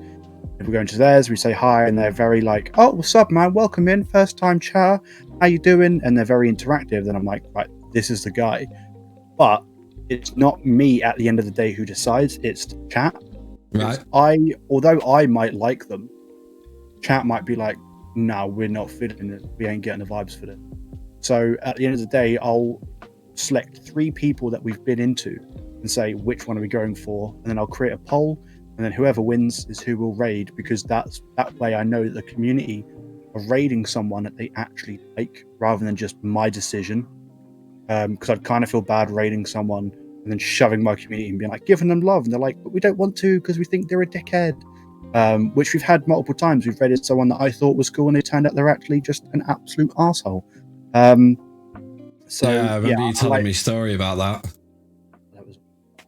But yeah, I let chat pick now. So at least when we make a decision, it's a decision that everyone is. Right. Okay. No, that's fair, man. That's fair. Unless of course it's someone that we all know and we know isn't going to be a problem. Like if you are live, or Jake or Joel was live, we know it. You know, if we're going to raid you, you're not going to be like, "Hey, welcome, DonYule. You're a fucking idiot." You know, have you ever thought about it? You know, like when you're friends with another streamer, say for example me and you, and like if say I raided into you and you just decided to just ignore just for a laugh, like raided in, and then you just look at the camera and just go. Before, I think Joel's raided me before, and I've gone, Joel, what are you doing here? Get out, Why are get you out, here, Joel. man? Okay, just go away. But I always am like, no, I'm only joking. I promise. Sorry. I'm not really this guy, honestly. People, first time chatters, I'm not really like this. I promise you. I'm a nice person, honestly. I'm a nice person. I'll leave the community here, but you can leave. You can leave. Yeah, get out, Joel. We love you really, Joel. We love you really. What's your favorite piece of your streaming equipment, excluding your PC? What is your favorite piece of streaming equipment? Does it have to be something that I use to stream, or can it be something that's part of the stream? Part of the stream or used to stream? Like, what is your favorite part? What is the favorite aspects of your streaming? Escape Free is amazing. Oh shit, that's the bomb, man. Why isn't that visible on your webcam? Because it doesn't stretch long enough. But I need to find somewhere where I can put it. I'd put it on a pedestal if it just to get it in the background. That is a gift that was given to me from Yo Filet for Christmas, I believe. And it is in the Apex Legends sign with my old favorite character's icon. And it says, as you can see, DonYule. That is probably my favorite thing for streaming. That's dope, man. You need to get that in. Like, you know, how you've introduced the second camera so people can see your hands with the keyboard and mouse. Yeah. You want to get that visible on there, man. Yeah, I'm trying to figure out a way to do it. Unfortunately, I have a very weird shaped room, so it's a bit hard. But I will eventually get it to the point. Failing that, if I had to just go with something that I used to stream, it would be my microphone. The one that you have. Look, snaps, twinsies. Twinsies. my favorite piece of streaming equipment is like my background. I absolutely fucking love my background. See, this is the thing. This background that you're seeing right now isn't my usual background. I've just had to change it, obviously, for the podcast. But usually you'll see like the side over here, and I have like a 3D printed Apex weapon. I have pictures of me and celebrities. I have my limited edition comic book collection. So usually you'll see all of that rather than what you're seeing right now. Wow, which is my bed and a bunch of stuff. And hanging LEDs. Yeah, exactly. Yeah. Yeah, man. So, what did you spend? What, like the first time you got a Twitch payout? What did you spend it on? Pizza. Bro. No, Pizza. I bought myself a Domino's because I was just like, let's fucking go, man. I haven't had Domino's in so long and I can spend it.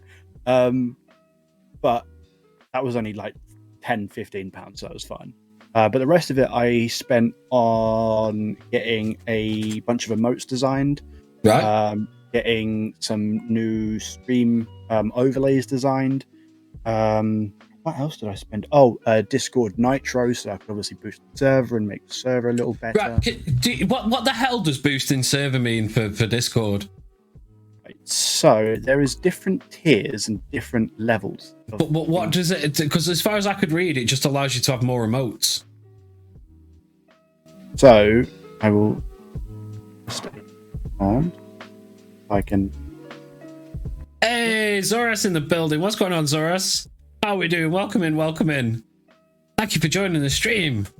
So, like, level 1 perk, you get more emoji slots, more custom sticker slots, better audio quality, an animated server icon, custom server invite background, and 1080p streaming quality. Level 2, you get custom role icons. You can upload files that are bigger, and you can get 1080p 60 FPS on your live streams. And level 3 is basically plus 100 emojis, plus 30 custom stickers, the best audio quality you can get, a custom invite link for the server, 100 megabyte upload limit, and animated server banner, as well as everything else as well. Right, okay. So it kind of lets you have it more custom to your... Right. It's customizable and...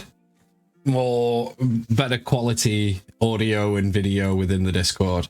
Yeah, so if you do like a lot of movie nights and you've not got a boost, obviously you can only have it on 720 30 FPS.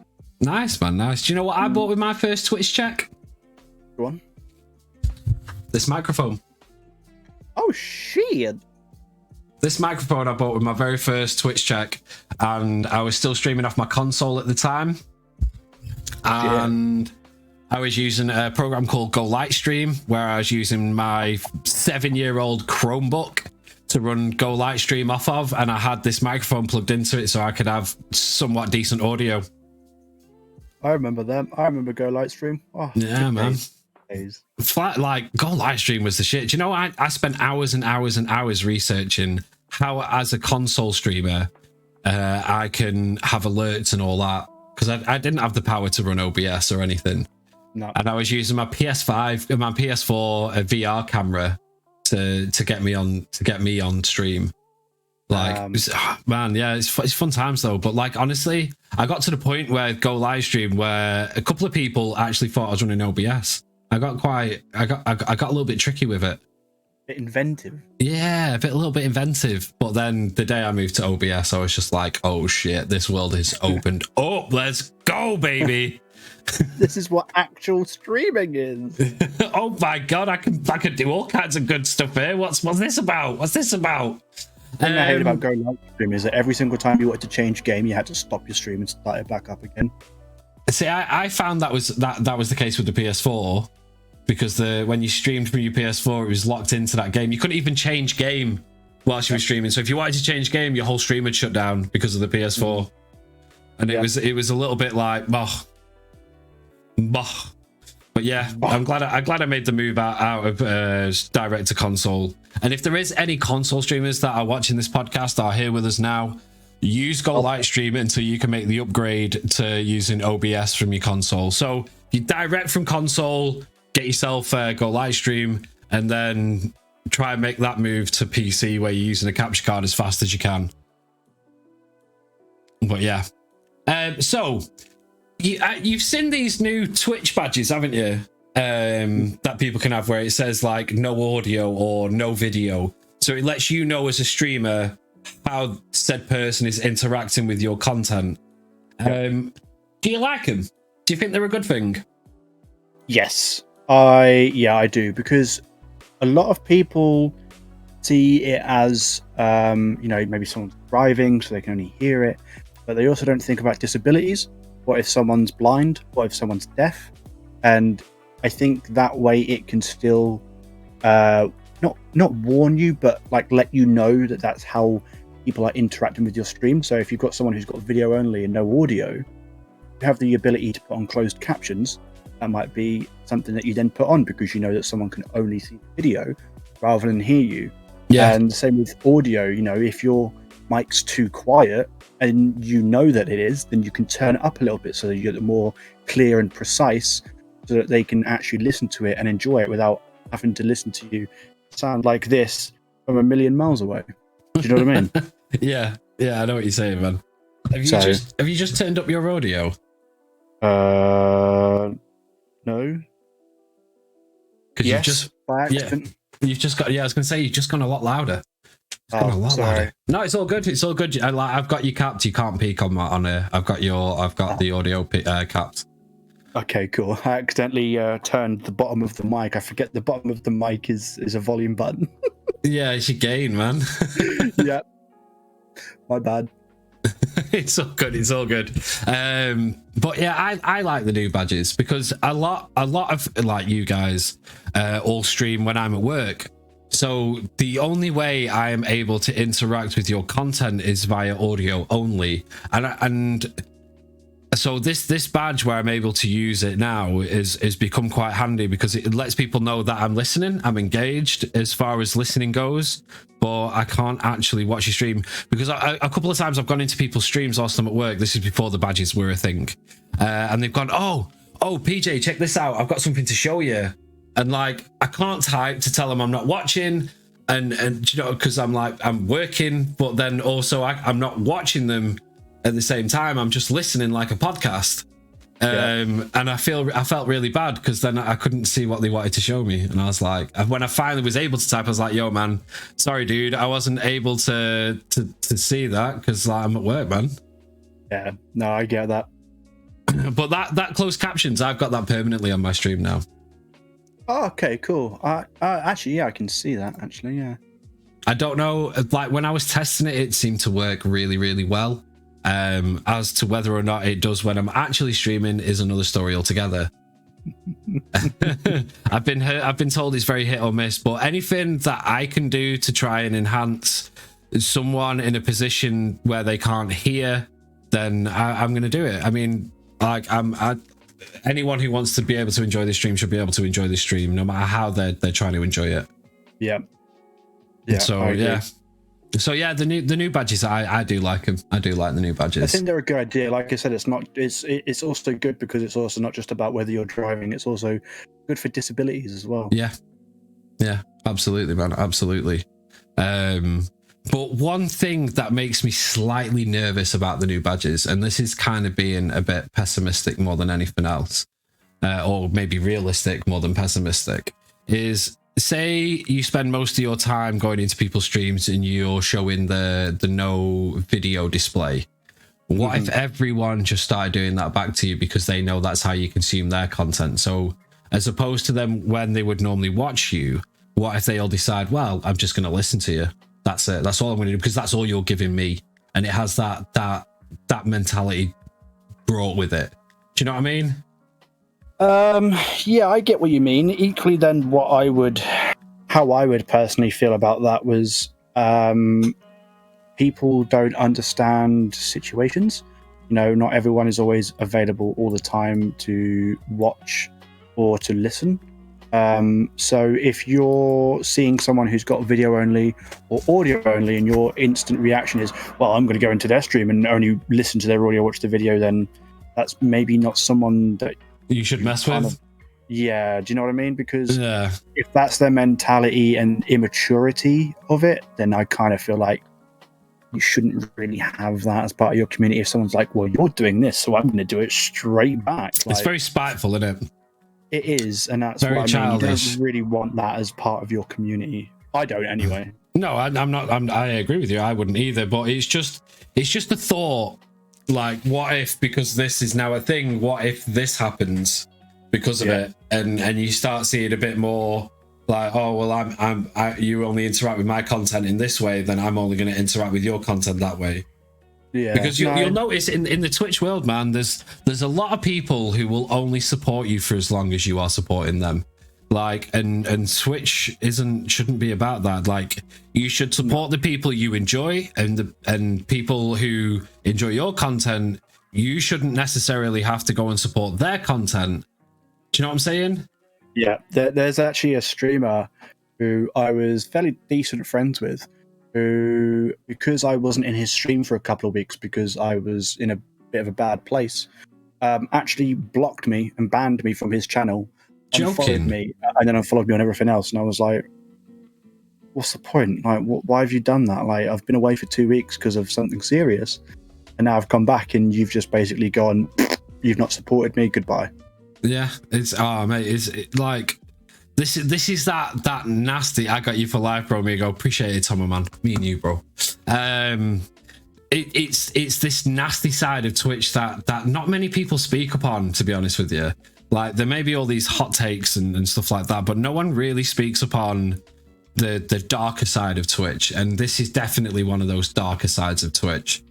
Earlier on, when I was saying about how I take a lot of inspiration from Amanita, another reason why I also take a lot of inspiration from him is because he's a very, very real person.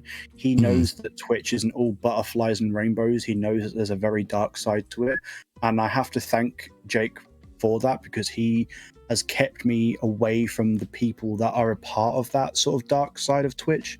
You know, he said, maybe you shouldn't raid to this person, or maybe you shouldn't interact with this person, or maybe you shouldn't do that because then this could happen. So yeah, that's another, sorry, going back to the inspiration question, another reason why I take so much inspiration from Jake is because he is very aware that, like I said, Twitch isn't rainbows and sunshine. It is actually you know, it can be, don't get me wrong, it's not a depressing sight by any means, but Yeah. it does have that dark underside to it that you're like, yeah.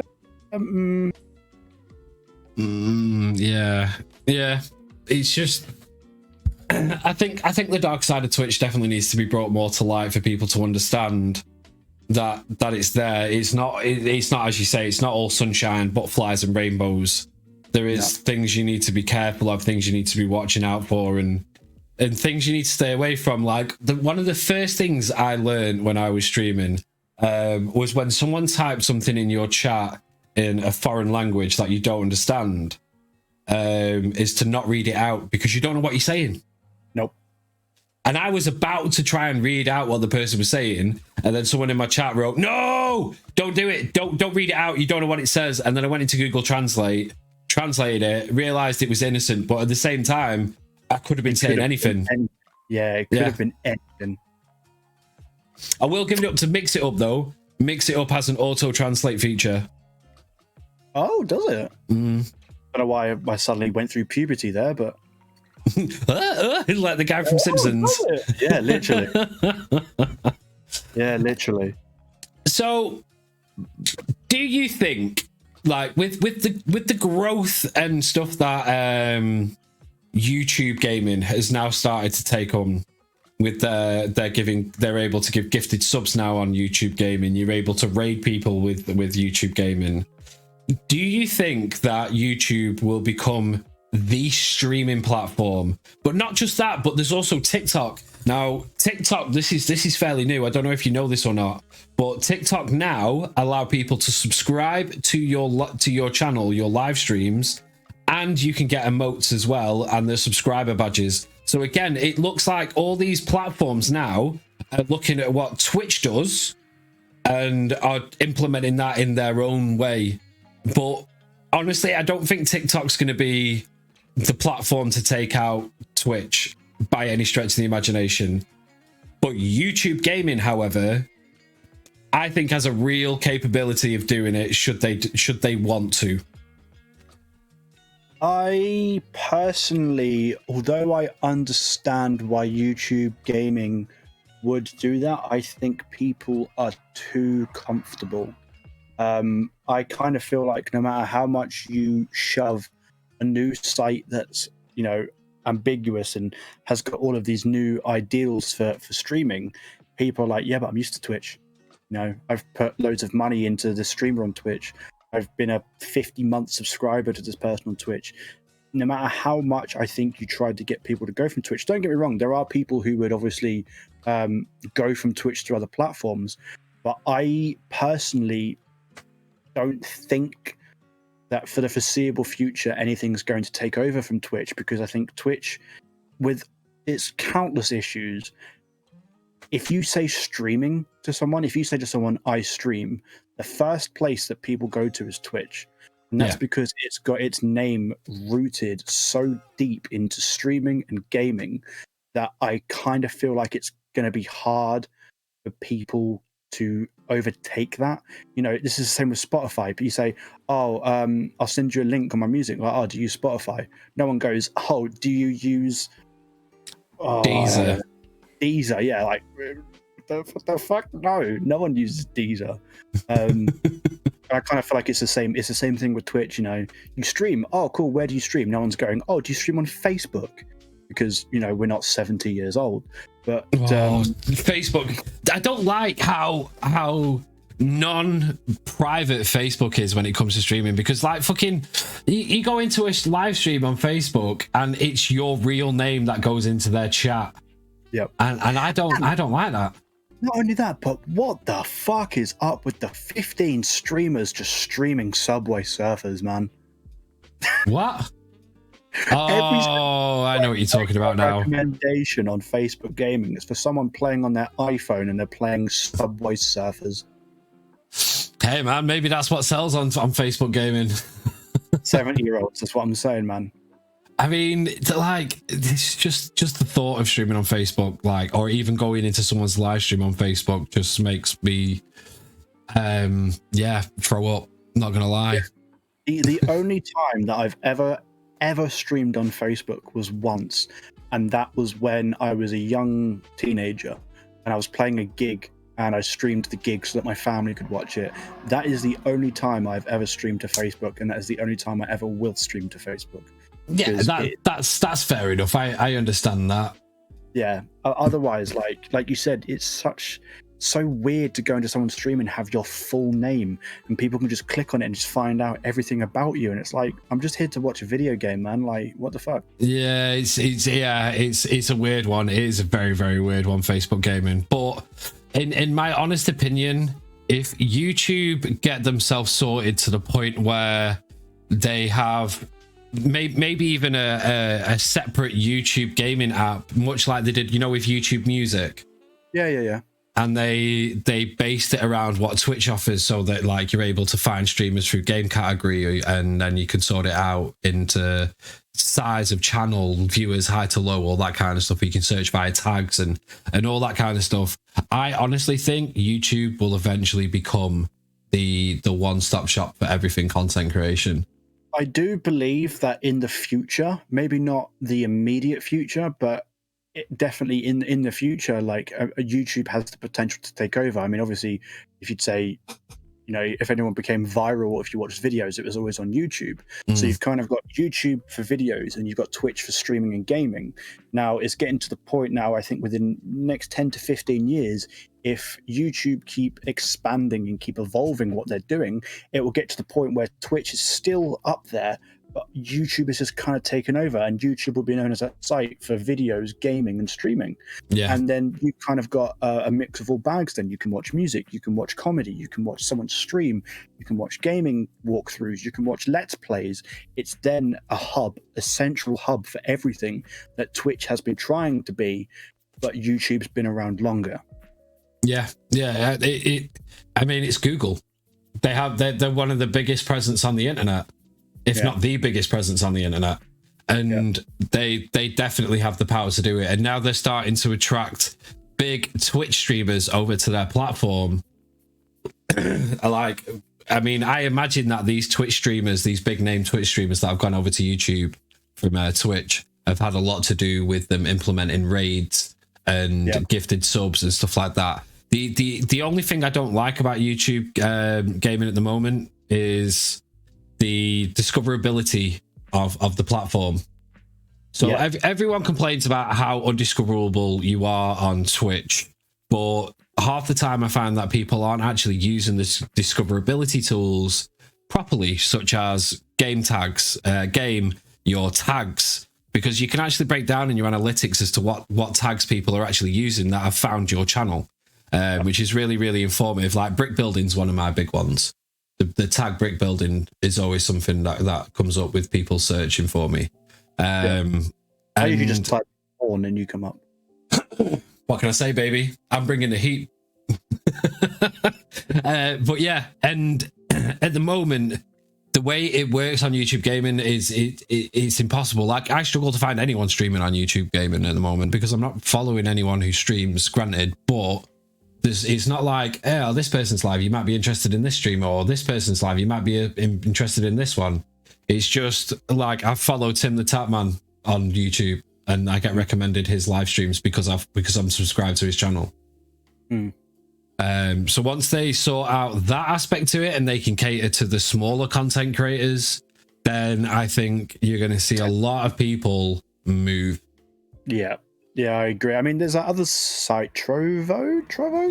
Oh, Torvo, that's it. They're kind of, to me, like an alternative to Twitch, and they're nowhere near as big as Twitch, but they've got a definitive and very dedicated fan base already, which is good. So, it shows that there's potential in other streaming sites. Yeah, absolutely. I mean, with Torvo, I'm hoping, I've got a streamer called Vex Electronica booked onto the podcast, and I don't know if you know Vex or not, if anyone here knows Vex, but she was a Twitch streamer, and then she left the platform for reasons I'm going to get into in the podcast. Feel free to ask her why she left, but I already know because I was in her last stream on Twitch. And she now streams on Torvo, and I want to find out what life has been like for her in terms of growth and stuff like that on that platform, because Honestly, I know nothing about it. I know nothing about that platform. Me either. And it'd be interesting to find out what life has been like going from being a Twitch streamer and having everything that Twitch offers to going to a brand new platform, and the kind of success you can make from it. Because I would imagine that Turbo being so fresh and so new, that it would be a lot easier to be discovered on that platform than it would be on Twitch. Yep. I can only imagine this. Aren't they? Eh? It's because everyone's in the same boat. You know, you click onto Twitch and you have like Ninja, who's well established.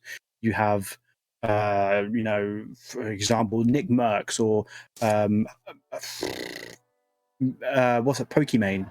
They're already very big and very established with millions of followers. Yeah. Whereas with this website, you know, everyone's kind of at the same starting point. And although you will have people who are obviously bigger than others, it's not going to be millions and millions and millions of people because everyone's starting out the same. How do you feel about TikTok introducing the sub badges and the emotes and stuff like that onto TikTok live streams? You know, it's okay. I kind of feel, you know, many platforms are just kind of seeing the success of Twitch and seeing what makes Twitch, and now they want to get a piece of that, and that's completely fine. But equally, I kind of feel like as much as you try to be Twitch, no one is going to be Twitch except Twitch. Yeah. So, you know, they're welcome to do it, but, you know, many things have been tried before by multiple different platforms. It's not worked out well. They've introduced it as this massive thing, and then fucking 5 months later they've gone, so never mind about that, we're going to scrap that and carry on with something else. So, you know, best of luck to TikTok, but equally I don't feel like it's something that's going to stick around for a while. Yeah. I mean, I honestly, I'm of a different opinion, man. I think TikTok's going to be here for the long haul. I really do. TikTok will be here for the long haul. I just don't feel like the sub and the emotes and stuff like that will be around for a while. I guess it depends upon how well it performs within the next few months. So if they see a massive boost in revenue from people subscribing to people's live streams and stuff like that, then yeah, it's definitely probably, I would say, more than likely going to stick around for the long term. But I guess we'll just see. But I do feel like everyone now is copying Twitch's model. But then let's not forget that it wasn't Amazon that created Twitch's model. They just bought it. Yep. So due credit to the people who originally came out with Twitch and this platform model that they have done, because they have created the right now the best streaming platform available, in my opinion. Well, we used to have things like Justin TV as well, didn't we? Remember Justin TV? Yeah, that was before Twitch, wasn't it? Justin TV. That was way before Twitch.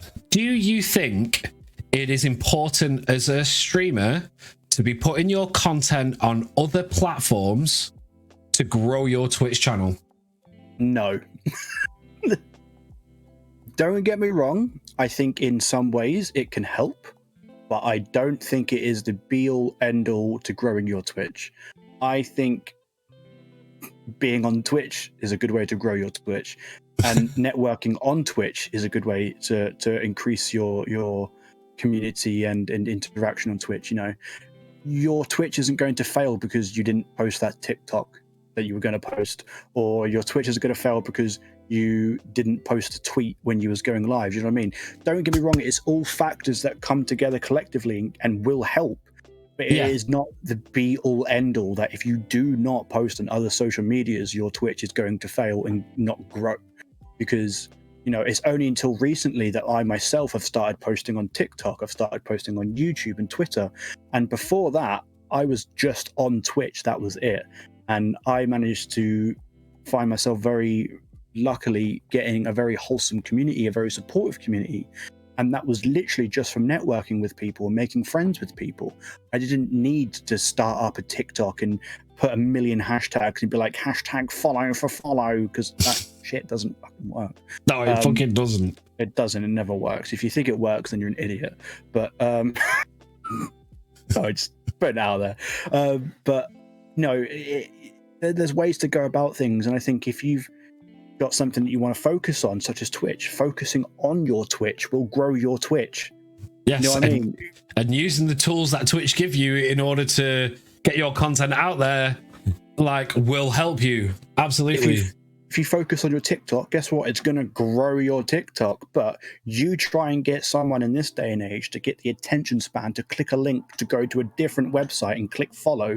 It's the hardest thing to do because people want information like that. And if you can't give it to them, they're not interested. Yeah, yeah, man. You share my opinion. I mean, we have a slight difference. Yeah, you share my opinion, bro. Like, Twitch has grown my social media with the exception of YouTube. YouTube has had organic growth on it from YouTube, but my others have become what they are because of Twitch. Not Twitch has become what it is because of my other social medias. Like you said, man, getting people to go from one platform to another, unless they're on Twitch themselves already and they like what you've done and they want to see you live, you've got zero chance of people coming over. I mean, I've seen people who have a TikTok account and they have a following of like 10,000 plus on TikTok, but then when I go to the live streams, they're sat on like 10 to 15 people. Yeah. And to me, this just reinforces this whole, you don't need to like post on social media to grow your Twitch stream. Well, it's also not that, but I also think it's kind of quote unquote false advertising. You know, if you follow someone on TikTok because they do a funny dance and ha ha ha, he can do the funny dance with the funny sound, and then he's playing a serious game and playing seriously, you're like, well, what happened to the guy that was doing funny dance equal funny sound? Haha, I'm now watching a serious person play a serious game. This isn't what I signed up for. And so it's a very big difference, and it differentiates them between a TikTok persona and their Twitch persona, because you've come there expecting fun and happiness and silly little games, and instead you're found someone who's sitting at their desk playing a serious game that's got gore, blood, emotion in it, and you're like, what the fuck? I just want to see you do a Fortnite dance, bro.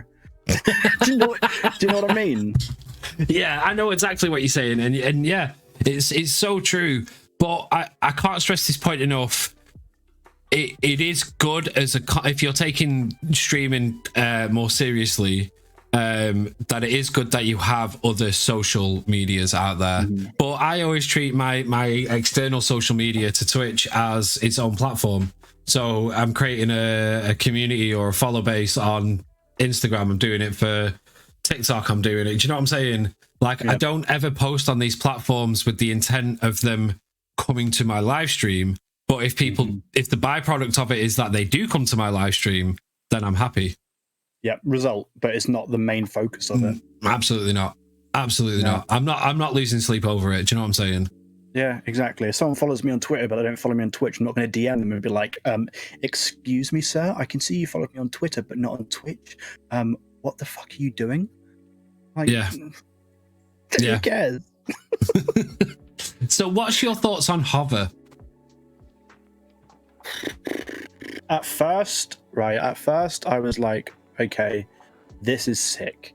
This is really good. But I have found that because the app is so unreliable from a mobile perspective, that it's actually turned me off.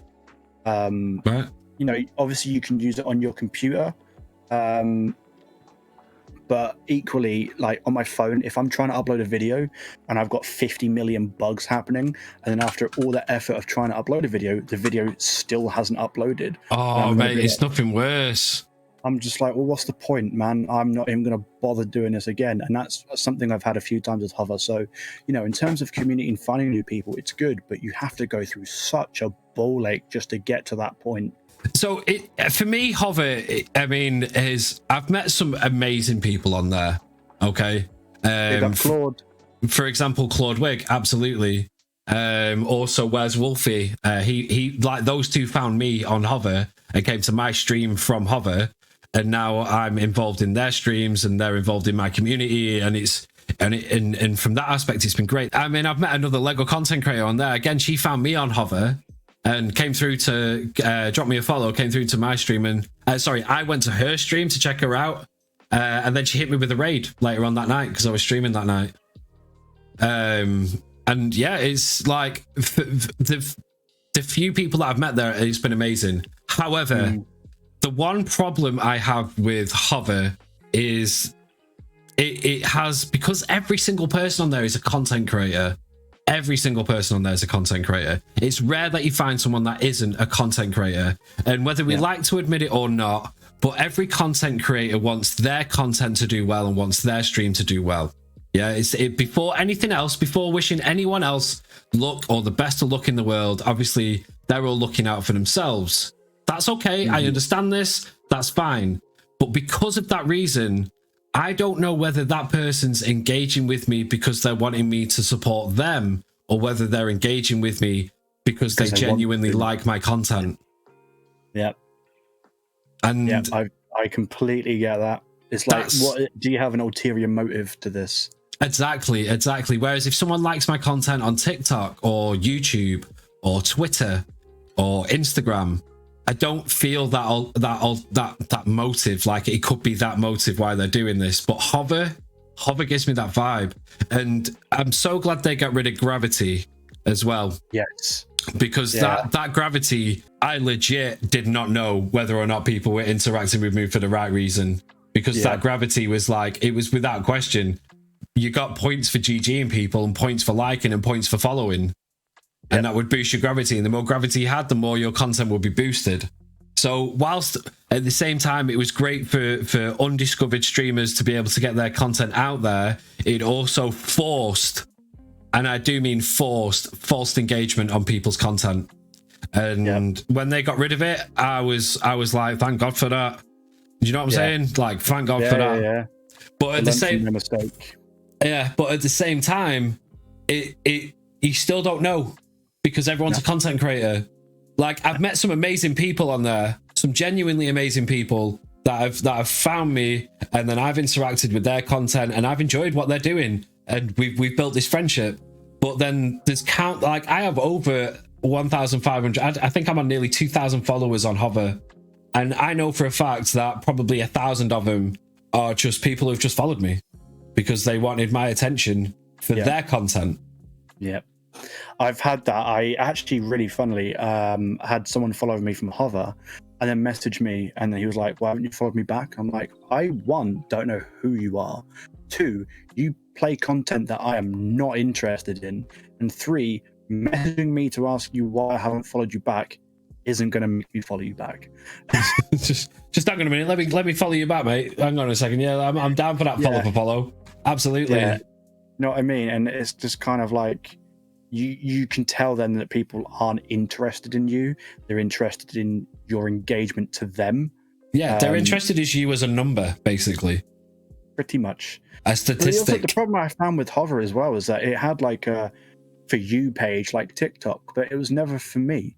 Like, I followed Apex Legends, Resident Evil, and a couple of other games, and it was just constantly showing me Warzone. And I'm like, I don't even follow Warzone. I don't even care about Call of Duty. Why the fuck am I seeing 3 million posts about Call of Duty on my homepage? I don't even follow it. And it just kind of put me off, because I'm just like, well, they obviously, I'm not showing the content that I want to see. They're just throwing anything out and hoping that it sticks.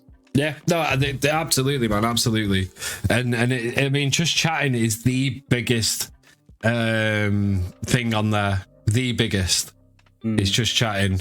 But I'm so glad you share my values on Hover and on social media growth for your Twitch channel.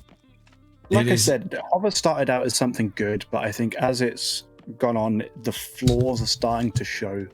Yeah. And it now got to the point where it was a good idea, but I just don't think it was executed properly.